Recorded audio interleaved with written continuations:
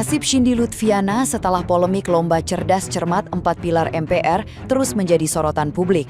MC yang viral karena dianggap membela keputusan juri saat Josefa Alexandra memprotes penilaian lomba itu, kini dikabarkan kehilangan sejumlah pekerjaan.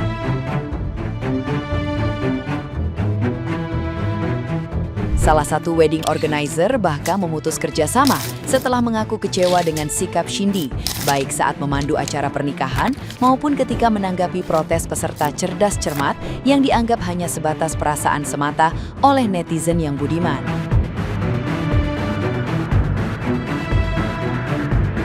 Isi chat Cindy dengan pihak WO kemudian bocor dan memicu reaksi baru. Dalam percakapan tersebut, Cindy merasa keputusan menghentikan kerjasama tidak adil karena menurutnya kasus di cerdas cermat berbeda konteks dengan pekerjaan wedding.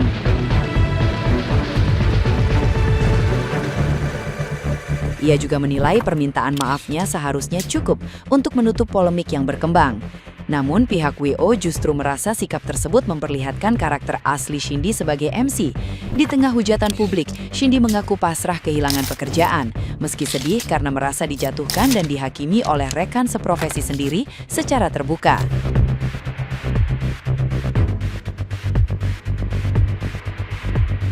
Nah, gimana nih menurut netizen yang terhormat? Silahkan berkomentar ya. Ini lagi kemocen rontok kalau ngomong sekate-kate. Ada kagak kapok-kapok dirujak sama netizen. Ngoblek lagi aja, ngecap lagi aja.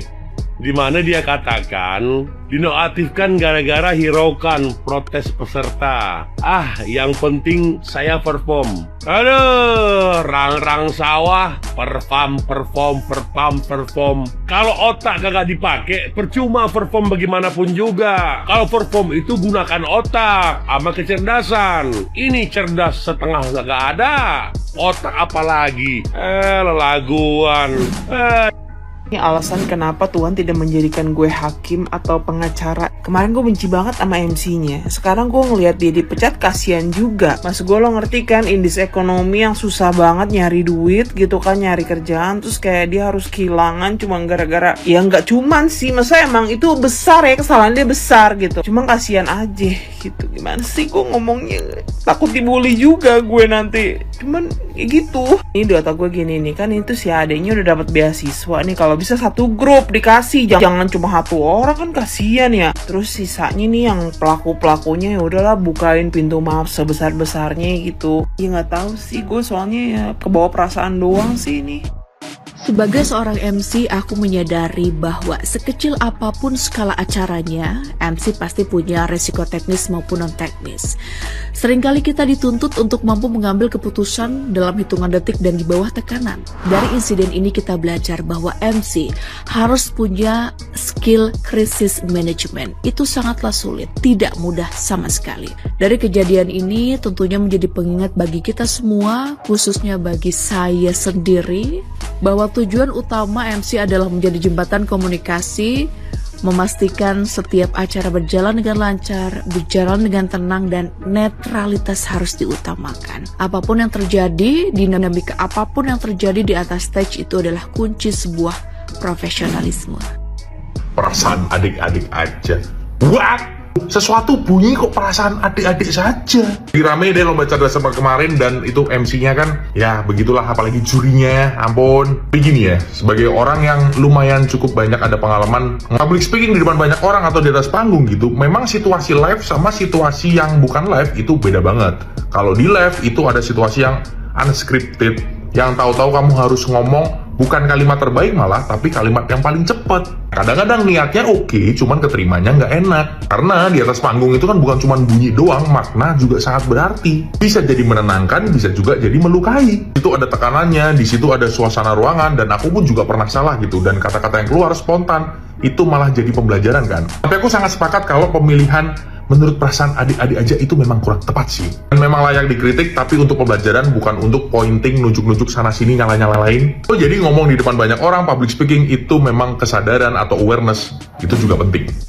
Sayangnya bukan aku yang jadi MC-nya. Coba kalau aku yang jadi MC-nya mah nggak akan banyak cincong, langsung aku minta tayangan ulangnya ya. Dan ini teh atau bukan cerdas cermat tingkat RT, ini tuh tingkat tinggi, makanya jurinya juga kompeten dan sangat teliti ya. Memang kompeten dan teliti mendengarkannya, cuman memang rada torek gitu ya.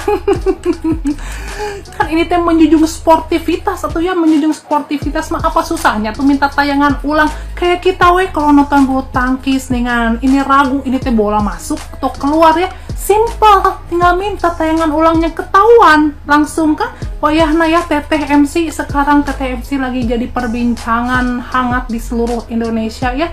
Dah atuh yang namanya netizen ya, bagus diomongin, jelek apalagi yang sabar aja ya. Namanya juga hidup gitu ya, 1000 kebaikan bisa hilang karena satu kesalahan. Jadi sekarang mah yang terima jadi pembelajaran buat teteh MC supaya kedepannya jadi lebih bijak lagi ya. Habis lihat postingan dan permohonan maafnya Mbak Cindy, si MC yang kemarin viral, aku salpok sama satu kalimat yang katanya gini, tidak ada yang lebih menyakitkan dalam kejadian ini ketika aku melihat teman-teman sejawatku memanfaatkan momen jatuhnya aku sekarang, bahkan merayakannya. Temen yang mana sih Mbak Cindy yang gak prihatin sama kondisi Mbak Cindy? Tapi kata aku mah itu perasaan Mbak Cindy aja, ya kan? Perasaan Mbak Cindy aja, Mbak Cindy lagi sensitif sekarang. Atau temen Mbak Cindy yang lebih kompeten di bidang ini. Soalnya kemarin tuh Mbak Cindy nggak bersikap netral sama sekali di acara itu. Jadi terlalu memihak gitu loh, terlalu memihak ke satu sisi. Jadi nggak netral gitu. Tapi itu sih menurut aku perasaan Mbak Cindy aja. Karena Mbak Cindy lagi sensitif sekarang perasaannya. Iya, jangan diambil hati. Ada 2 alasan kenapa masyarakat ikut kecewa dengan MC yang membawakan acara tersebut. Yang pertama, karena MC menggunakan diksi yang kurang tepat, yaitu mungkin itu hanya perasaan adik-adik saja. Ketika MC mengucapkan seperti tadi, seakan-akan si MC hanya berpihak kepada juri, yang padahal peserta menyanggah secara langsung karena mereka yakin dengan pendapat mereka. Jadi lebih baik MC nggak perlu ngucapin kayak tadi, cukup mengapresiasi pendapatnya dari si Reguse, contohnya. Dan tentunya kami menghargai atas pendapat yang sudah disampaikan oleh Reguse. Yang kedua, di sini MC tidak memberikan opsi kepada penonton, panitia ataupun juri untuk ditayangkan ulang jawaban Reguse. Jadi lebih baik MC memberikan kesempatan untuk ditayangkan ulang. Contohnya, apakah perlu ditayangkan ulang video jawaban dari Reguse, dari juri dan juga panitia, agar kita bisa mengetahui lebih lanjut pendapat yang sudah disampaikan oleh Reguse. Itu dia 2 hal yang bisa kamu jadi pelajaran ke depan ketika jadi MC. Saya bongkar 3 hal yang bikin publik marah. Oke, yang pertama, publik merasa ada ketidakadilan karena jawaban yang terdengar sama dinilai berbeda oleh juri. Kedua, publik berharap MC itu membela regu yang merasa dirugikan. Nah, ini yang perlu dipahami. MC bukan pengambil keputusan utama. Dalam acara seperti itu, ada otoritas lain, juri atau panitia. Dan posisi MC itu di tengah. Situasi seperti ini sebenarnya nggak mudah buat MC. Tapi yang paling memancing emosi publik adalah kalimat, mungkin itu hanya perasaan adik-adik saja. Saya menduga kalimat itu sebetulnya dimaksudkan untuk menetralisir keadaan. Tapi di mata banyak orang, kalimat itu justru terdengar seperti keputusan yang dianggap tidak fair, malah dibela. Sementara tim yang merasa dirugikan tidak benar-benar didengar. MC ini diboikot dan kehilangan pekerjaannya meskipun sudah minta maaf. Bukan karena tidak sopan atau salah artikulasi pas jadi MC di acara Cerdas Cermat MPR, tapi karena cacat logika. Padahal cuma 2 kalimat tapi mengandung 4 logical fallacy. Yuk kita bahas. Pertama, false dilemma. Hanya ada 2 pilihan, terima keputusan juri atau tidak hormat karena bertanya ke juri. Kedua, ada appeal to authority. Ingat ya, kompeten belum tentu setiap keputusannya selalu benar dan tidak pernah salah. Ketiga, strawman, mendistorsi fakta dan lebih menggunakan perasaan daripada objektivitas. Sebelum lanjut, ternyata dia ini juga founder dan punya sekolah MC Sinar Bicara, tapi sempat di DO dan tidak lulus sarjana. Keempat, red herring, mengalihkan isu dari apakah keputusan juri itu benar atau salah menjadi nanti dilihat rekamannya pas acara selesai. Kalian bisa pelajari tentang cacat logika di buku Benala Kritis bab 6 dan 13. Teman-teman, ini bukti meskipun sopan dan public speaking bagus, tapi kalau bicara tanpa logika, bisa loh sampai kehilangan pekerjaan dan dibenci orang satu Indonesia. Dan ini juga merusak reputasi institusi seperti MPR. Aduh, jangan sampai deh, mending kamu mulai belajar logika dari sekarang.